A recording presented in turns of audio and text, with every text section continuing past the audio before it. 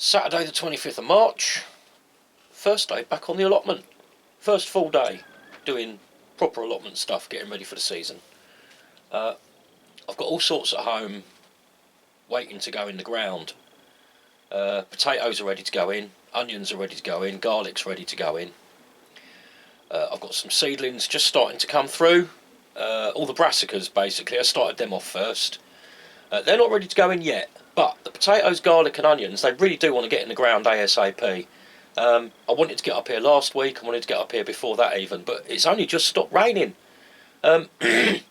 Actually still quite wet out today, but it's not actually coming down. In fact, we've got some sun. It's lovely out there. Let's go and have a look and I'll show you what I've been doing so far.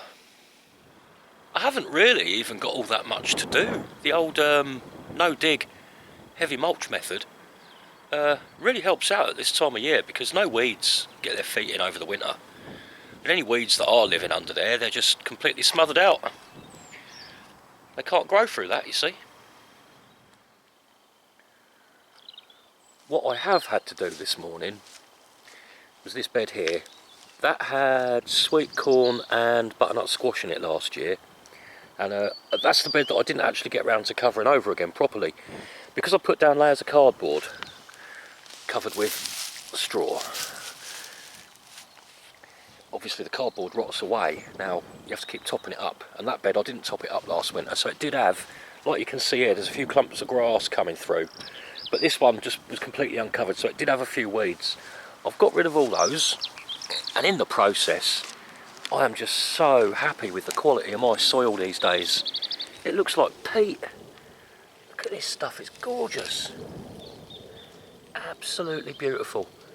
That's 7 years of horse muck and compost and cardboard and hay and straw. Looks absolutely gorgeous now, because 6 inches under that it's just solid clay and flint, which is what this was. And this has just worked its way through over the last 7 years. Really nice, good quality stuff now. This is going to have potatoes in it this year. So hopefully next week, am I working next weekend? I can't remember. Anyway, next opportunity I'll get, I'm going to get some potatoes in here. Now in the process of clearing out that bed, I'm a lazy git. And when I put down the cardboard, you see, I don't always take all the tape off of it, which I should. Subsequently, a few years down the line, when you come and start messing about with your beds, you find all bits of tape in there. All of these beds have got bits of tape in them, and I'm going to be employing my niece Molly to come and get some of those out. Don't worry Molly, I'm not stealing your work here. Look, you've still got plenty more to do. These all need doing, but this one here today, I was pulling the bits of tape out. Oh, there's a bit there, look. Little bits like that. Not that much of it, but enough that I don't want it all breaking down in the beds and turning into microplastics. Look, that's what came out. It's enough to be a problem, so it does all have to come out. So I've got it out of there. That one, Molly, you can do that one next time you're available. And if it's the case that I just have to be getting on with it and getting stuff planted in, don't worry, because I've got plenty more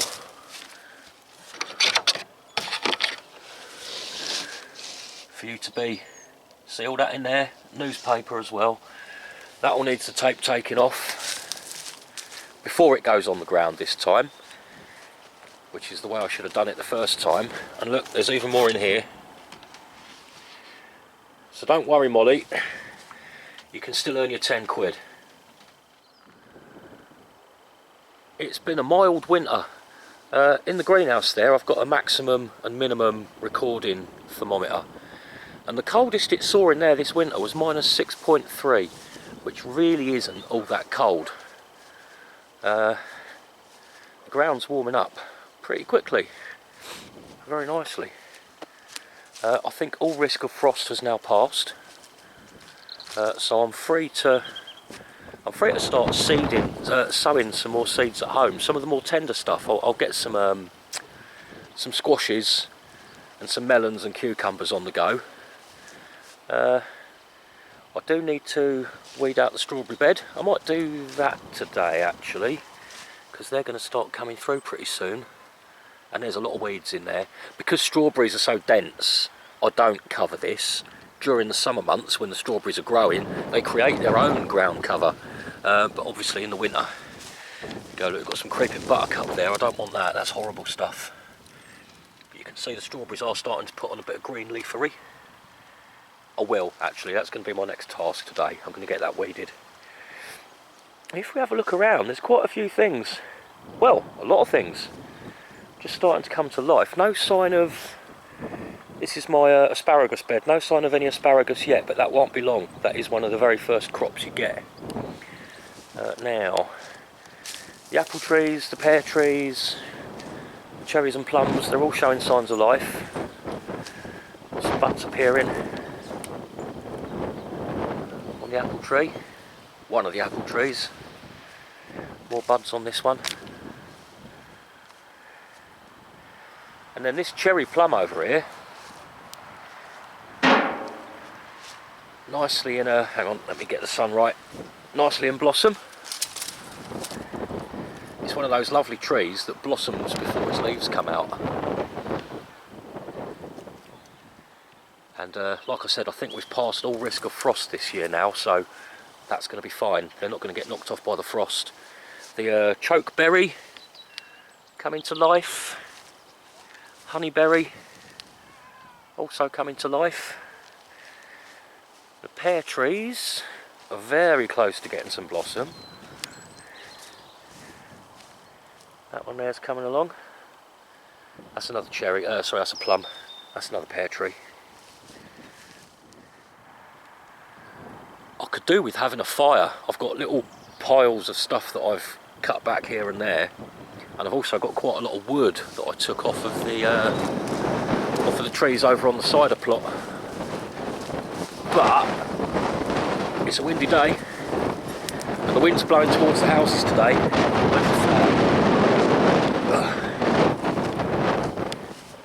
I can't really see the flag from here, but the wind's blowing towards the houses. We're only supposed to have fires when the wind's blowing this way, so no fire today. But over here on the cider plot, I did have a couple of fires in the winter. I got rid of most of it. And these trees here have had a very, very heavy prune over the winter. They were completely entangled. It was a right mess. They weren't doing well, so I've given these a really harsh, full-on prune over the winter. Still got a bit of wood to get rid of. I love fires. I'll have to make a point of doing that quite soon.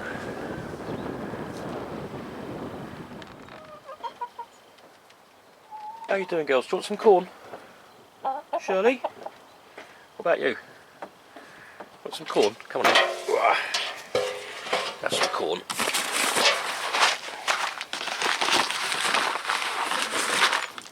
There you go.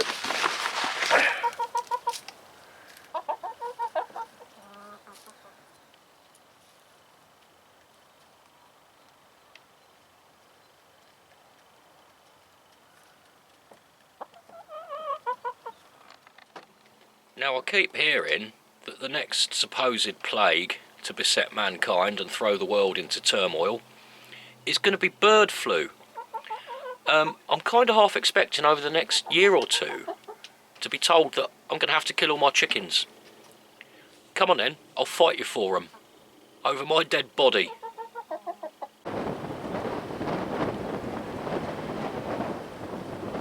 I don't know where all the kites have gone to. There's been loads around this morning.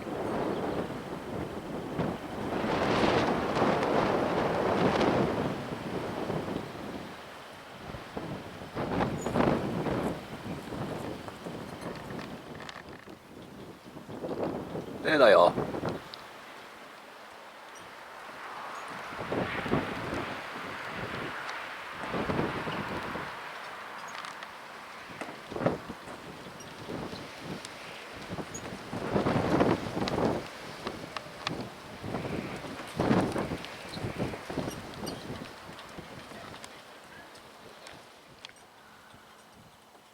I've just been watching a mouse pop in and out from under the chicken's conservatory there, just polishing off the last few little bits of corn that they've missed. I'm glad to see a little mouse. I don't do rats. Rats cannot live on my allotment, and I make sure they don't. But mice, they're perfectly welcome. Now I've got two big jobs coming up here which I'm not looking forward to. The first one is the first mow of the year. It is always horrendous, it's horrible, it's really hard work, and I'm really hoping that my nephew might be up for earning a bit of money and doing that for me. It's a lot of grass and it absolutely kills me. Really don't want to do that. He owes me 10 quid, so he owes me one, put it that way. Now the other job I'm not looking forward to, these bathtubs usually have carrots and parsnips in them, but I didn't grow any last year, and as you can see, instead of carrots the weeds have gone haywire in here. Grass mostly, that's the biggest weed on this allotment, is grass. That's going to be a lot of work clearing those out, but it's got to be done. I won't be doing that today because the carrots aren't even sown yet.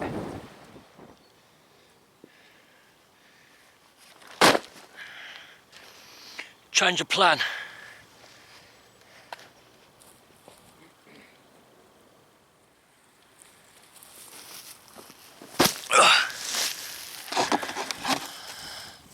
All of this lot that I've just weeded,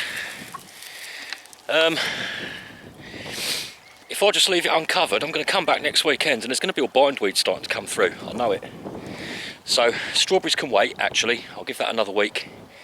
Let's get all this newspaper and straw down so that this is ready to receive my potatoes.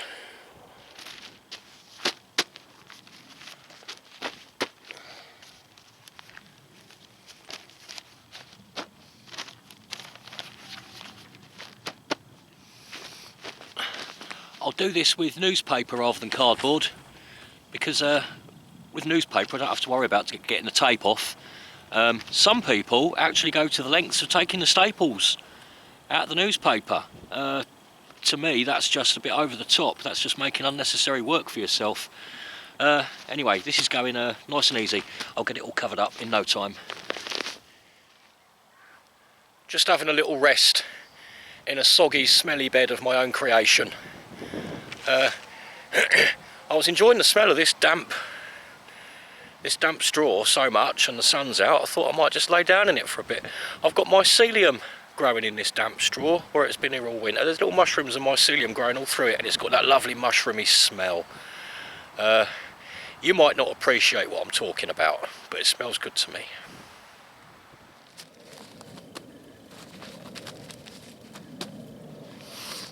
I wouldn't read a newspaper if you paid me, but I've found newspaper really useful over the years, actually. Years and years ago, when I was living not quite off grid, but with very, very limited electricity supplies, all of my heating and hot water was done with fire, and I lived next door to a tube station. So this was in London as well. These crappy City AMs and Metro, is it? Yeah, Metro, the other one. I used to pop into the station next door and just grab a massive great big armful of them, and I used to make newspaper fuel for my burner at home. I used to fill up the bathtub with newspaper, tear it all up, scrunch it all up, put water on it in the bath and stamp on it all, roll my trousers up and stamp it all, turn it into a bit of a mache, a bit of a pulp. And then I had 2 blocks of wood, a breeze block and a car jack, and I used to put a big dollop of this mush in between the breeze block and the bit of wood and tighten the jack on it, which would squeeze all the water out and compress it. And then you'd leave it in these blocks, quite often sitting around the burner to dry it out a bit quicker, for a week or two. Oh, sorry, by the way, before you dry it out completely, you cut it into little briquette-sized pieces. And that was half decent fuel, actually. It weren't too bad. It was nowhere near as good as coal or wood, but it was good enough that it was just about worth the effort to do it as a free source of fuel. I don't get to live with fire these days so much, but I'm still making good use of newspaper. I must get through hundreds, thousands of them every year on the plot when I'm doing this. Always worth keeping hold of, I reckon. Little jelly fungus growing on the straw there. Right, I'm going to call that job done. That's potato ready. The little mouse is still running back and forth along there. Cute little thing. I'm going to call that done now. That's my day over on the allotment. But before I go, I'm just going to sit down in my shed. Oh, and it's starting to rain. Perfect timing. I'm going to sit down in my shed, crack a beer open, and just watch our little friend running back and forth. Perfect end to my first day on the allotment this year. See you soon.